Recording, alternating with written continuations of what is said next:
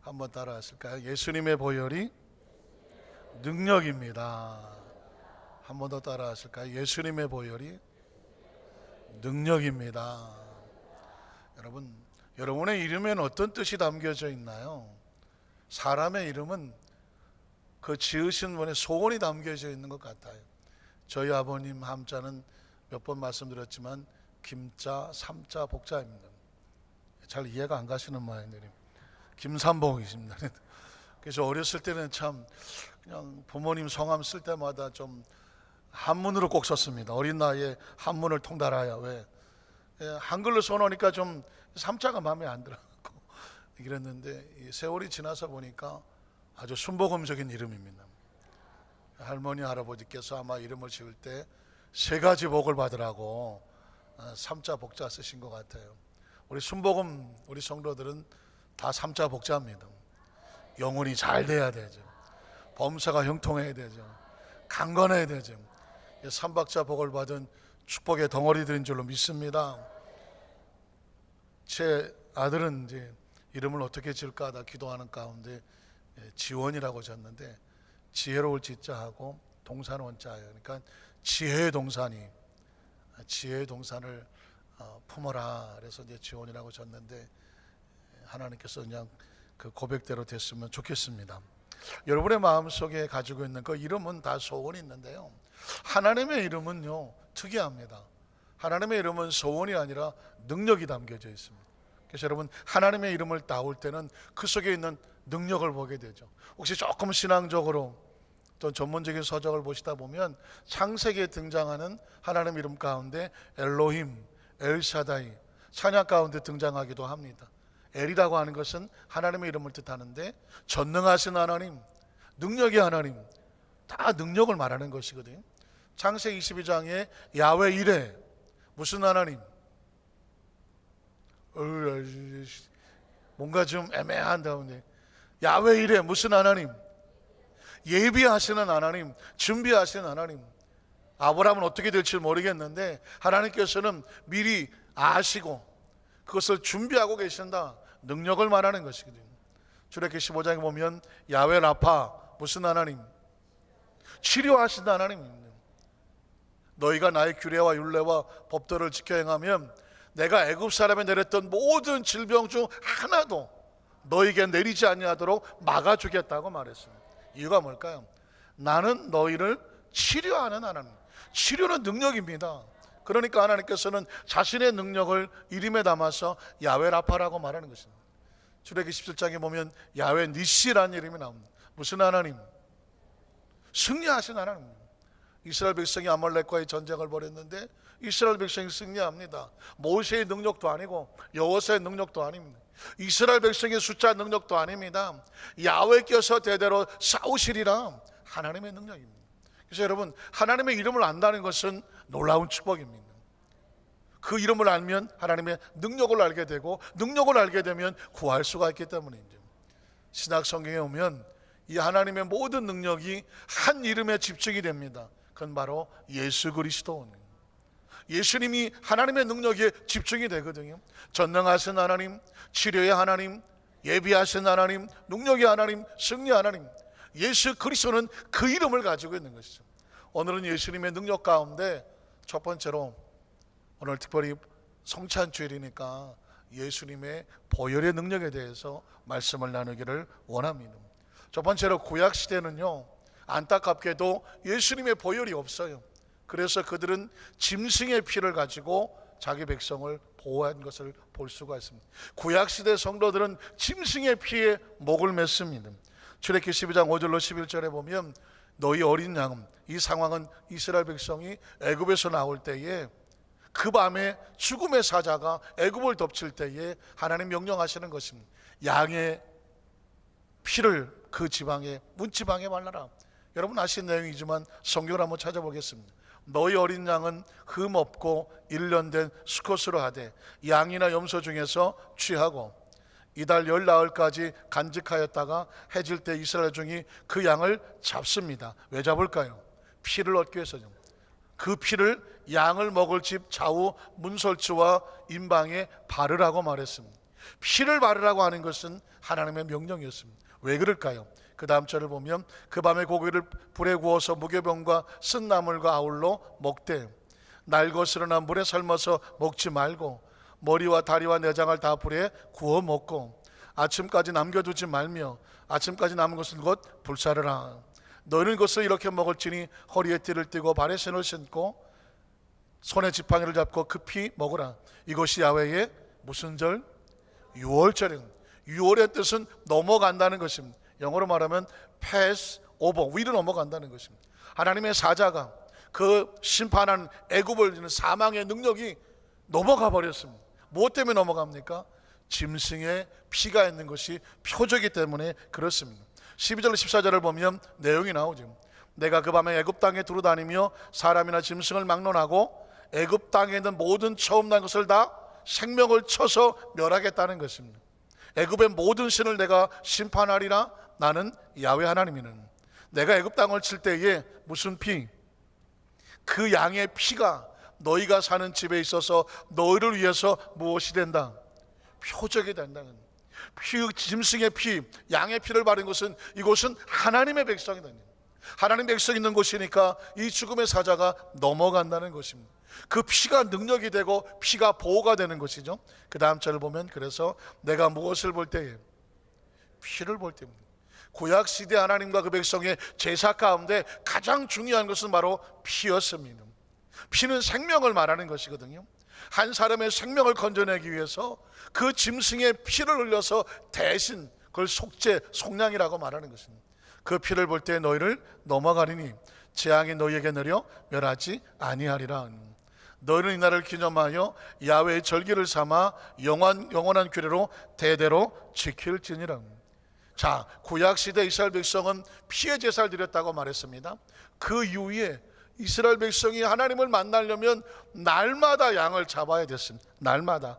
출애굽기 29장 38절로 41절에 보면 내가 제단 위에 드릴 것은 이러하니 매일입니다. 매일 1년 된 어린 양 2마리를 가지고 한 어린 양은 아침에 드리고 한 어린 양은 저녁 때에 드릴지니 한 어린 양에 고운 밀가루 10분의 1 에바와 찌은 기름 4분의 1 흰을 더하고 또 전제로 포도주 4분의 1 흰을 더할지며 한 어린 양은 저녁 때에 드리되 아침에 한 것처럼 소제와 전제를 그것과 함께 드렸습니다. 향기로운 냄새가, 제사와 예배는 향기로운 냄새가 됩니다. 야훼께 화제로 삼을 거라고 말했습니다. 여러분, 구약시대에 태어나셨으면요 매일 아침 저녁으로 양 잡아야 됐습니다. 그 양의 피를 의지하고 나갈 수밖에 없습니다. 왜 그런지 아십니까? 42절로 46절에 보면 이는 너희가 대대로 야훼 앞 회막문에서 드릴 번제라. 내가 거기서 너희와 뭐하고 만나. 하나님은 그 죄인을 만날 수가 없어요. 의로운 자는 죄인을 만나지 못합니다. 그 죄인이 짐승의 피를 의지하여 속량하고 나올 때 거기서 비로소 하나님께서 그와 만나고 무엇하리라? 말하겠다고 말씀했습니다. 그러니까 죄인이 하나님 앞에 나올 수가 없는데 죄인이 하나님 앞에 나오려면 짐승의 피를 흘려서라도 속량하고 속죄하고 하나님 앞에 나오게 되는 것입니다. 그럼 그 다음 어떻게 될까요? 내가 거기서 이스라엘 자손을 만나리니 내 영광으로 말미암아 회막이 거룩하게 될 것이다. 내가 그 회막과 제단을 거룩하게 하며 아론과 그의 아들들도 거룩하게 하여 내게 제상 직분을 행하게 하며 내가 이스라엘 자손 중에 거하여 그들의 하나님이 되리니 그들은 내가 그들의 하나님 야훼로서 그들 중에 거하려고 그들을 애굽 땅에서 인도해낸 줄을 알리라. 나는 그들의 하나님 누구라고요? 야훼. 짐승의 피를 의지해서 하나님께 나가고 말씀을 듣게 되죠. 죄를 지면 어떻게 될까요? 죄도 짐승의 피를 의지해서 씻김을 받은 것입니다. 시편 51편 1절로 7절에 보면 다윗이 고백합니다. 다윗이 죄를 짓고 하나님 앞에 엎드렸는데 다윗도 안타깝지만 짐승의 피밖에 없었습니다. 그래서 그는 이렇게 회개합니다. 하나님이여 주의 인자를 따라 내게 은혜를 베푸시며 주의 많은 긍휼을 따라 내 죄악을 지워주시옵소서.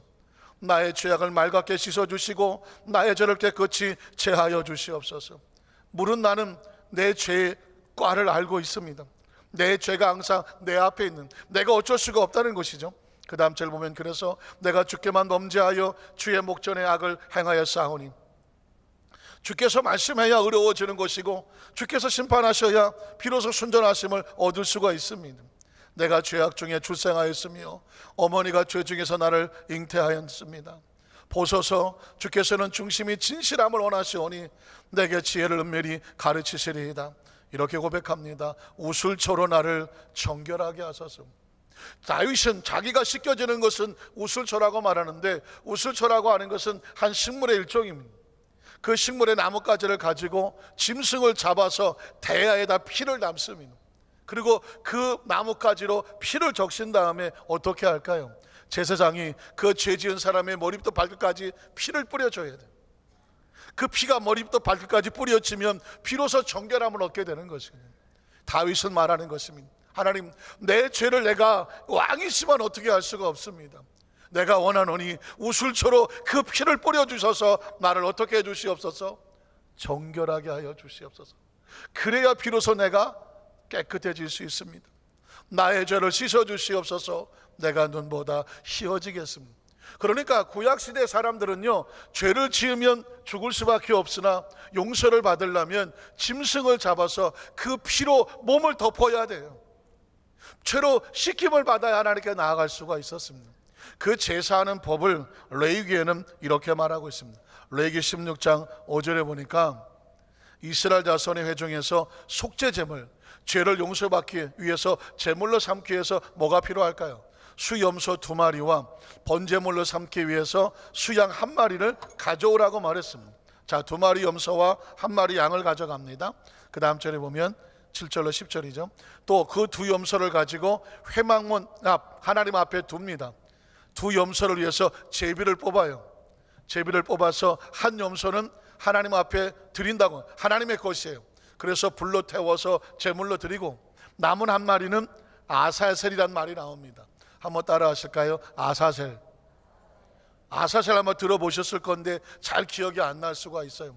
아사셀은 뭐냐면 이 염소에게 모든 죄를 다 짊어지게 하고 광야로 멀리 쫓아버리는 그런 양의 이름을 아사셀이라고 말하는 것입니다.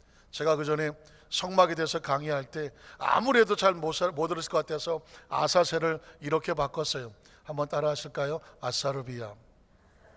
이건 좀 기억이 나죠. 왜 아사르비아일까요? 내 죄를 이 염소가 다 짊어지고 저 광야로 가서 깨끗이 제하여 버리니까 나는 뭐예요? 아사르비아지. 염소는 아사셀인데 나는 아사셀이야. 아사셀, 아사르비아야. 이렇게 기억하시면 잊어버리지 않을 것 같아요. 그러나 나중에 또 성경학교 시험 볼 때에 그 수양은 뭐라고 말할까요? 아사르비아. 맞다 틀리다. 제가 볼 땐 뭐 틀린 것 같지는 않아. 어쨌든 아사셀은 단어를 꼭 기억하셔야 돼요. 아사셀을 위하여 할지며 아론은 야훼를 위하여 제비 뽑은 염소를 속죄제로 제려서 하나님께 태워드리고, 나머지 아사셀을 위하여 제비 뽑은 염소는 산채로 하나님 앞에 두었다가 그것으로 속죄하고 아사셀을 위하여 광야로 내보낸다고 말씀하고 있습니다. 자, 21절 22절에 보면 좀 더 구체적인 얘기가 나옵니다. 아론은 그의 2 손으로 살아있는 염소의 머리 위에 안수하여 이스라엘 자손의 모든 불의와 그 범한 모든 죄를 아뢰고 그 죄를 염소의 머리에 두어서, 죄가 염소의 머리에 다 가는 거예요. 미리 정한 사람에게 맡겨 광야로 보냅니다. 그런데 염소가 그들의 모든 불의를 어떻게 하고? 짊어지고, 염소가 짊어지는 거예요. 접근하기 어려운 그 절벽의 땅에 이르거든 그런 그 염소를 광야에서 놓아서 절벽에 어떻게 하라고요? 던져버리게 돼요. 그러면 그 죄를 씻김 받은 사람은 어떻게 될까요? 26절 28절에 보면 비로소 회중으로 돌아올 수 있습니다. 염소를 아사셀에게 보낸 자는 그의 옷을 빨고 물로 그의 몸을 씻은 후에 진영에 들어갈 것이며 속죄제 수송아지와 속죄제 염소의 피를 성소로 들여다가 속죄하였은즉 그 가죽과 고기와 똥을 밖으로 내다가 불사를 것이요 불사란 자는 그의 옷을 빨고 물로 그의 몸을 씻은 후에 진영에 들어갈 수 있다라고 말하고 있습니다. 자, 여러분, 이 내용을 제가 그림으로 보여드리겠습니다. 첫 번째 사진에 보면 이렇게 나오죠. 자, 염소 2마리가 나왔습니다. 하나님께 나와서 속죄를 받으려면 염소가 2마리가 있다고 말했습니다. 제사장이 제비를 뽑습니다. 제가 볼 때 왼쪽에 있는 염소는 하나님의 것이라고 되어 있습니다. 이건 하나님 앞에 번제로 태워드릴 것입니다. 그 옆에 있는 염소는 아사셀의 것, 제가 아사르베라고 말했습니다. 이거는 살려서 어떻게 하느냐, 그 다음 장면에 보면 이렇게 합니다. 염소의 머리 위에 제사장이 손을 얹고 안수를 합니다. 이때 어떻게 한다고요? 죄인의 죄가 이 염소에게 다 짊어지게 되는 것입니다. 제가 각각은 2부 때는 잘 몰랐는데 3부 때 보니까 이 염소가 흑염소예요. 하얀 염소여야 되는데 염소가 왜 흑염소지? 가만히 보니까 까맣기만 하진 않아요. 중간에 시퍼런 것도 보여요. 아마도 원래는 하였던 것 같은데 이 죄를 뒤집어 씌우니까 이놈이 시커매지면서 시퍼래진 것 같아요. 그 다음 장면을 보면 그럴 수밖에 없어요. 이 염소를 데리고 제사장이 광야를 지나갑니다. 그리고 어디까지 갈까요? 끝까지 갑니다. 끝에 절벽 밑에 갑니다. 그 절벽 밑에 가서 염소를 어떻게 합니까? 떨어뜨립니다. 저 밑에 염소가 떨어지고 있습니다. 저게 아사셀이라는 것입니다.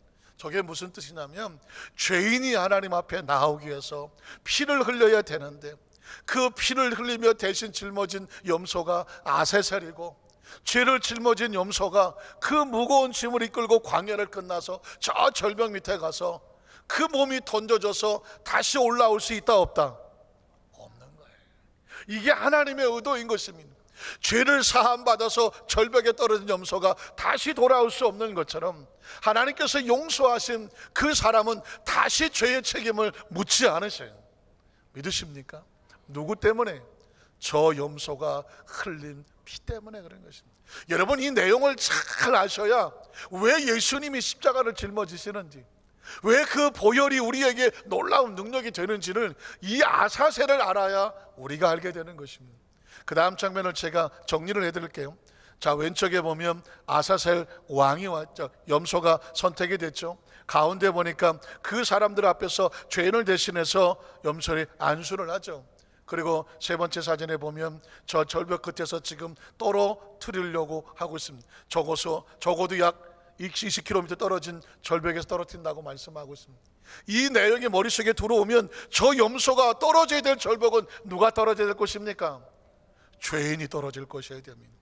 그런데 저 염소가 떨어짐으로 말미암아 누가 살았습니까? 내가 살았단 말입니다. 이게 바로 구약시대 이스라엘 백성들의 하나님께서 말씀하신 제사와 제물의 의미를 가지고 있습니다. 이걸 정확하게 알면 이제 두 번째로 예수님께서 예수님의 보혈로 하나님의 자녀를 보호하시는 내용이 무엇인지를 알게 됩니다. 자, 두 번째로 예수님의 보혈로 하나님의 자녀를 보호하시는 능력입니다. 요한복음 1장 29절로 31절에 보면 이튿날 요한이 예수께서 자기에게 나오심을 보고 이르되 보라, 세상 죄를 지고 가는 하나님의 어린 양이로다. 뭐가 떠오릅니까? 아사셀이 떠오르지 않습니까? 아사셀이 내 죄를 짊어지고 광야를 통과해서 절벽에서 떨어져 내 죄를 깨끗이 씻어준다고 하면 온 인류의 죄를 대신 짊어지고 하나님 앞에 서 있는 어린 양이 보이는 것입니다. 예수님은 이 땅에 하나님의 어린 양으로 오셨습니다. 많은 사람은 알지 못했지만 누가 알았나요? 세례 요한이 볼 때 세상의 모든 죄를 지고 가는 하나님의 어린 양이로다.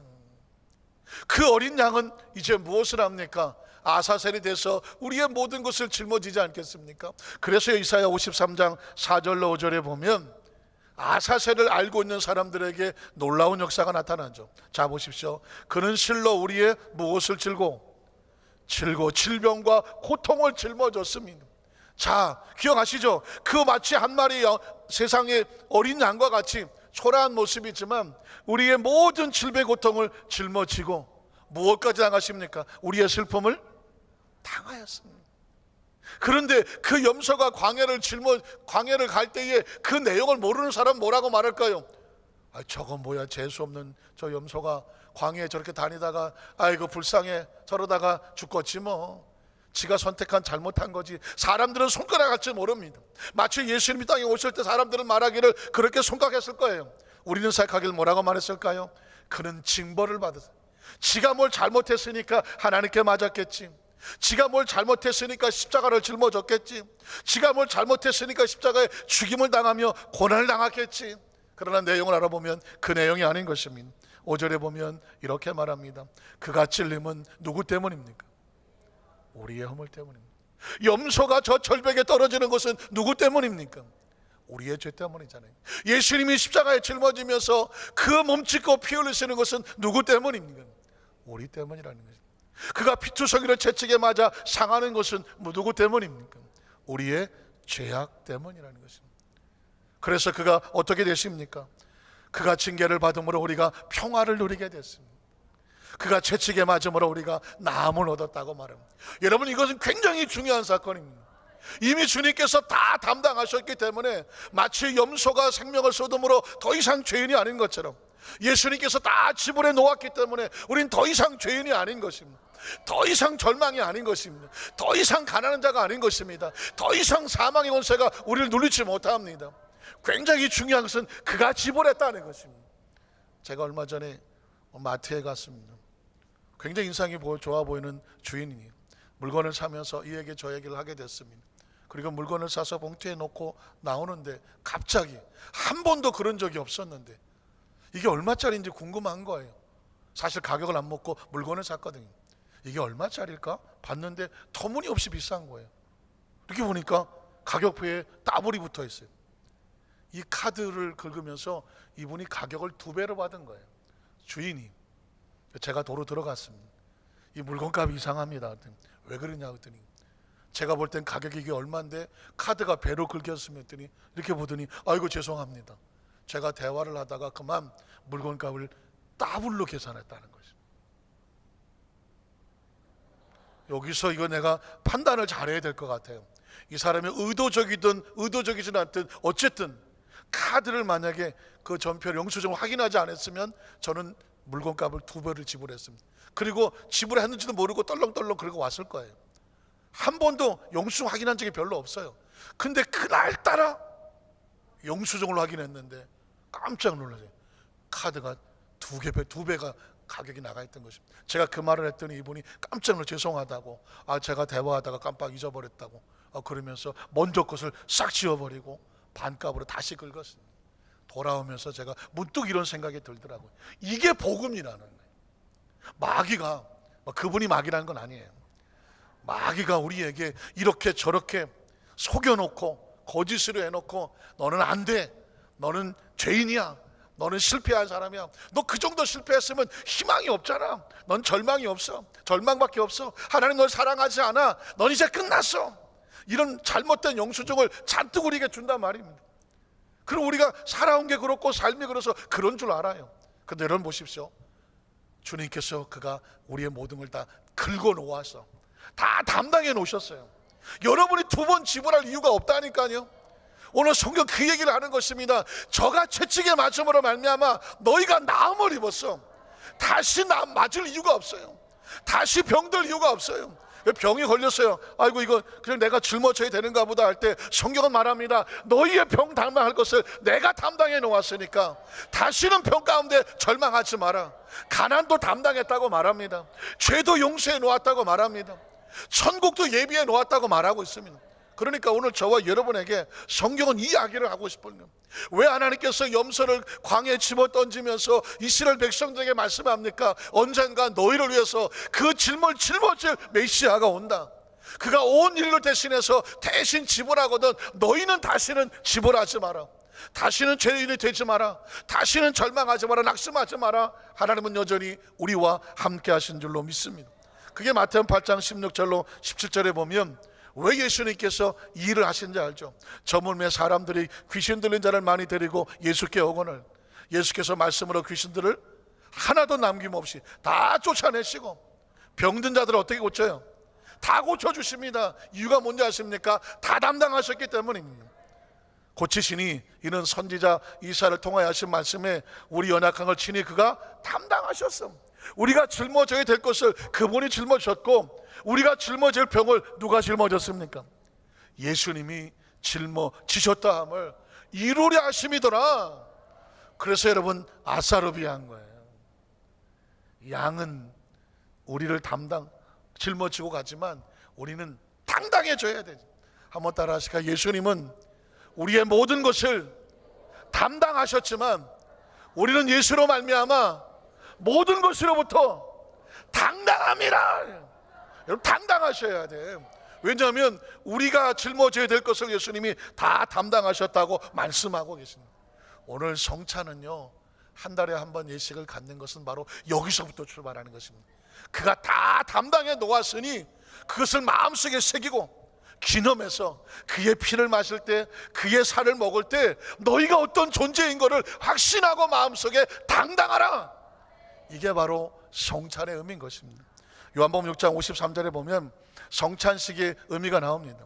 예수께서 이르시되 내가 진실로 진실로 너희에게 이르노니 인자의 살을 먹지 아니하고 인자의 피를 마시자. 먹고 마신다는 것은 그 속에 가슴 속에 새겨놓는다는 것입니다. 너희 속에 생명이 없느니라. 내 살을 먹고 내 피를 마시는 영생을 가졌고 마지막 날에 내가 그를 다시 살린다.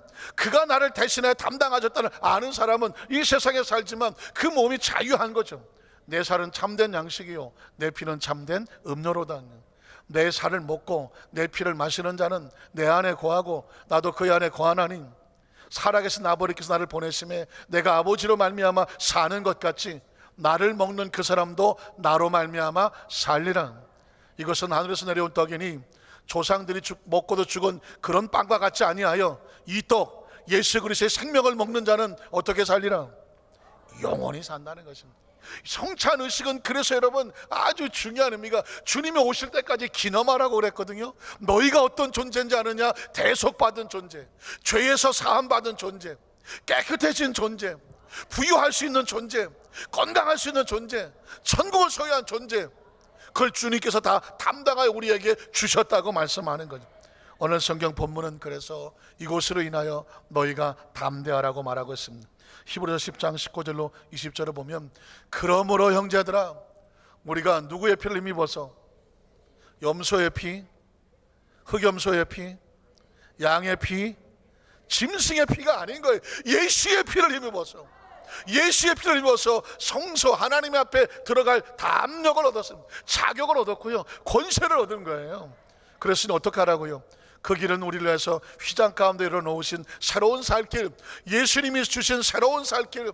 휘장은 곧 그의 육체니 구약시대 육체가 그 휘장이 다 찢어지고 이제 하나님 앞에 당당히 나갈 수 있는 하나님의 자녀가 되어진 줄로 믿습니다. 21절 22절을 보면 또 하나님의 집 다스리는 큰 제사장이 계심에 우리가 마음의 뿌림은 핏뿌림이죠. 예수의 핏뿌림을 받아서 악한 양심으로부터 벗어나서 정결한 영심이 되고 몸은 맑은 물로 씻음을 받았으니 참 마음과 온전한 믿음. 한번 따라 하실까요? 참 마음과 온전한 믿음. 이게 저와 여러분에게 주신 하나님의 마음이, 참 마음과 온전한 믿음을 하나님께 나아가자. 예수님께서 저와 여러분 십자가에 올라가 몸짓고 피 흘려 대속해 주신 것을 확실히 믿는다면 여러분은 더 이상 다른 마음 품지 말아라. 참 마음과 온전한 믿음으로 하나님께 나아가라고 말하고 있습니다. 히브리 10장 12절을 보면 그래서 오직 그리스도는 죄를 위하여 한 영원한 제사, 염소는 매일 잡아야 돼. 아마 저와 여러분이 구약세 태어났으면요 매일 염소 키우고 매일 염소 잡아서, 왜? 말하는 것도 죄고 생각하는 것도 죄고 죄에서 벗어나지를 못하잖아요. 그 죄에서 씻김받으면 어떻게 해야 돼? 염소 잡아야지. 아버지 어디 가요? 염소 잡으러 간다. 넌 어디 가냐? 저도 염소 잡으러 가요. 이게 매일 염소 잡으러 가야 돼. 그런데 예수 그리스도께서 죄를 위하여 한 번에 영원한 제사를 드리시고 하나님 보좌 우편에 앉으셨습니다. 그 후에 자기 원수들이 자기 발등상, 그러니까 악한 마귀의 세력을 심판하실 때까지 기다리고 계신다고 말하고 있습니다. 그가 거룩하게 된 자, 저와 여러분의 신분을 말하는 거예요. 거룩하게 된 자들을 한 번의 제사로 영원히 온전하게 하셨느니라. 아사로비아 안 하세요? 저와 여러분이 예수의 십자가의 보혈을 통해서 거룩하게 됐으며 한 번의 제사로 영원히, 빨리도 없었네, 완전하게 하나님의 자녀가 된 줄로 믿습니다. 그래서 어떻게 하라고요? 35절로 39절에 보면 이젠 이렇게 살아야 돼요. 그러므로 너희의 담대함을 버리지 말아야 돼요. 누가 뭐라고 그래도 여러분은 거룩한 자예요. 한 번에 온전히 깨끗하게 새롭게 된 자예요. 혹시 삶을 살다가 좀 실패할 수 있고 내가 보기에 부족한 것도 있고 나 같은 사람이 하며 자신 없을 때도 있어요. 그러나 우리의 삶의 모습일 뿐이에요. 저와 를 본질적으로는 하나님께서 예수님의 보혈을 통해서 거룩하게 만들어 놓았어요. 더 이상 제사가 필요하지 않아요. 더 이상 양의 피가 필요하지 않아요. 예수님의 이름이면 돼요. 예수의 보혈이면 돼요. 마음속의 담대함을 버리지 말아야 돼요. 그 믿음이 여러분으로 하여금 큰 상을 얻게 할 것이고 삶의 축복이 되게 할 거예요. 너에게 인내가 필요함은 너희가 하나님의 뜻을 행한 후에 약속하신 것을 받기 위함이라. 잠시 잠깐 오면 오실 것입니다. 지체하지 아니하시리라. 나의 의는 무엇을 믿어야 돼요? 예수 그리스도를 믿음으로 말미암아 사는 것이요. 또한 뒤로 물러가면 내 마음이 그를 기뻐하지 아니하리라. 육신의 생각과 정욕과 마음으로 뒤로 물러가지 마라. 39절 우리는 뒤로 물러가 멸망할 자가 아니라 오직 영혼을 구원하며 이르는 무엇을 가진 자이죠? 믿음을 가진 자예요. 오늘 저와 여러분에게 이 예수의 보혈이 얼마나 중요한지 아십니까? 이 강단에 올라오기 전에 저는 그렇게 기도합니다. 온 성도들 머리부터 발끝까지 예수의 보혈이 충만하게 하셔서 악한 생각과 모든 마음의 절망이 떠나가게 하여 주시옵소서. 제가 그전 어떤 성도님이 저에게 와서 간증하던 걸 잃어버리질 못해요. 여고 동창생 3분이 한 친구를 놓고 그렇게 전도를 해요. 그런데 이 친구가 사람은 착한데 그렇게 예수를 압니다. 작정해서 3명이 중보기도 하고 그 친구를 찾아가서 전도하기로 했어요. 그 친구 집에 갔더니 오래간만에 동창들이 왔다고 너무 기쁘다고 점심을 준비해 놓고 대접을 하는 것입니다. 그런데 그때 이미 작정하고 갔으니까 그 교회 집사님분 중에 한 분이 야 우리 너네 집에 왔는데 우리 셋이 다 크리스찬이거든. 오늘 집에서 우리 잠깐 기도하면 오면 안 될까? 좀 찝찝하긴 했지만 자기는 예수를 안 믿지만 친구가 멀리서 와서 셋이나 와서 기도하겠다니까 차마 거절을 못해요. 그래 그럼 그렇게 해. 그 친구가 기도를 합니다. 하나님 오늘 하나님의 사람들이 이곳에 와서 사랑하는 친구가 예수 믿고 구원받기를 원하여 하나님 중보기도 합니다. 정성과 차린 음식에 예수님의 보혈을 덮어주시고 이 가정 구석구석마다 방마다 예수의 피를 덮어주시고 이 생명이 하나님께 구원받는 역사가 있게 해주십시오. 간절히 기도하고 예수님 이름으로 기도합니다. 눈을 떠봤더니 깜짝 놀랐어요. 그 친구가 예수 안 믿는 친구가 기도 끝나고 보니까 자기 밥그릇 국그릇을 갖다가 상 밑에 내려놓고 있는 거예요. 그러니까 벌벌 떨고 있습니다. 너 왜 그래? 그랬더니 피 좀 봐, 피 좀 봐. 무슨 피? 했더니 여기 피 안 보여, 피 안 보여. 네가 기도할 때 내가 난 눈 뜨고 있었거든. 그런데 이 밥상 위에 네가 예수의 이름을 부를 때마다 밥상에 피가 막 떨어지더래요. 너무 놀래갖고 자기 밥그릇하고 형을 밑에다 내려놨다는 거예요. 이게 뭐야, 이게 뭐야, 막 놀라는 거예요. 그때 눈치를 챘죠. 하나님께서 기회를 주시는구나. 그 친구에게 예수님에 대한 이야기를 합니다. 피에 대한 이야기를 합니다. 십자가 이야기를 합니다. 구원의 이야기를 합니다. 놀랍게도 자기가 눈앞에 봤거든요. 거기서 결신을 하고 구원을 받았어요. 너무 기쁘고 쫓아와서 저한테 말하는 거예요. 목사님, 우리 하나님께 감사 박수하겠습니다. 목사님, 저 놀라운 기적을 체험했어요. 친구에게 오늘 전도하러 갔는데 그 친구가 기도하는 가운데 피가 떨어지는 걸 봤대요. 그리고 그가 꼼짝없이 그걸 자기가 봤으니까 예수 믿기로 작정하고 구원하고 다음 주부터 교회에 나온다는 거죠. 사랑하는 성도 여러분, 여러분이 눈에 보이든 보이지 아니하든 예수의 이름을 부르는 곳에는요 예수의 피가 넘쳐나요. 그래서 여러분 꼭 기도하실 때마다 예수님의 이름으로 축복합니다. 예수의 피가 임하게 하여 주옵소서. 사랑하는 성도 여러분, 가정마다 사마 직장마다 그 피를 덮어 놓아야 돼요. 제가 일본에 오사카 시온교회 부흥회를 갖고 재직임을 갔는데 그 목사님의 어떤 친척 가운데 한 분이 그렇게 교회를 안 나간대요. 그런데 두 사람 다 교회를 안 나가다가 여성분이 교회를 나오게 됐는데 나오게 된 제목도 딴 거 아니에요. 부부 사이가 너무 안 좋아. 겉으로 볼 땐 문제가 없는데 남편이 자꾸 바깥으로 돌고 늘 싸우고 가정이 화목하지가 않대요. 그렇게 해서 이 부인은 눈물로 기도하고 기도하는데 그러다가 그 남편이 어떻게 해서든지 교회를 한번 나오겠다고 해서 몇 번 교회를 나왔대요. 그런데 신기한 건 뭔지 아십니까? 그분이 교회를 나오고 나서 얼마 안 돼서부터 그 집안의 부부가 화목하게 됐어요. 화목하게 됐는데 그 남편이 이렇게 말하더랍니다. 그거 참 신기하다. 내가 교회에 뭐 믿음이 있어서 나온 건 아닌데 교회에 나왔는데 뭐 예수 이름으로 기도하고 찬양하고 그래서 나도 같이 예수 이름으로 기도하고 찬양하는데 어느 날 밤에, 그날도 그냥 예수님의 이름으로 기도합니다 그러고 잤대요. 밤에 웬 머리를 풀어헤친 여자 하나가 꿈에 나타나서 내가 너하고 이 집에서 평생을 살라고 그랬는데 네가 교회 나가서 그 예수 이름을 자꾸 부르는 바람에 말이래 내가 좀 못 살겠다고 그러면서 그러면서 내가 나갈 테니까 니네들끼리 잘 살라고 그러면서 막 펑펑 울면서 나가더라는 것입니다. 그리고 나서부터 자기가 정신이 돌아왔대. 그리고 아내가 더 소중히 여겨지게 되고 부부가 화목하게 됐다는 거예요. 그러니까 그 짧은 이야기 속에서 여러분 무슨 이야기를 하고 싶은지 아십니까? 알지 못하게 그 집에 귀신이 들어와 있는 거예요. 귀신이 들어와서 남편의 마음을 휘저어 놓고 아내로 화목하지 못하게 하고 늘 겉돌게 했는데 그가 어린아이 같이 그냥 예수님의 이름으로 기도만 했을 뿐이에요. 그 예수의 보혈이 그 가운데 임하게 되고 그 집안에 귀신이 떨어져 나가니까 가정이 화목해지고 회복이 되고 온전해진 줄로 믿습니다. 말씀을 정리하기를 원합니다. 구약시대 짐승의 피를 가지고 제사 드린 이유가 뭔지 아십니까? 범죄한 영혼은 죽으리라고 말했거든요. 피 흘림이 없으면 죄사함이 없어요. 그래서 구약시대 하나님은 짐승의 피를 흘려서 그 생명을, 영혼을 구원하려고 했었습니다. 그러나 여러분 생각해 보십시오. 매일 2마리씩 어떻게 잡습니까?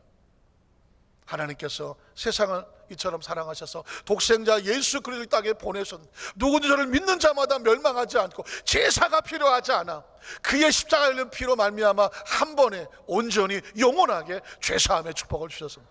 누구든지 저를 믿는 자마다 멸망치 않고 영생을 얻게 됐습니다. 그 온전한 제사가 저와 여러분을 하나님 앞에 담대히 나가게 하게 만드시는 것입니다. 예수님의 보혈이 능력입니다. 치료입니다. 그리고 귀신을 쫓아내고 온 가정을 새롭게 합니다. 가정마다 사업마다 직장마다 주의 보혈이 차고 넘치는 은혜가 임하시기를 주님의 이름으로 축원합니다.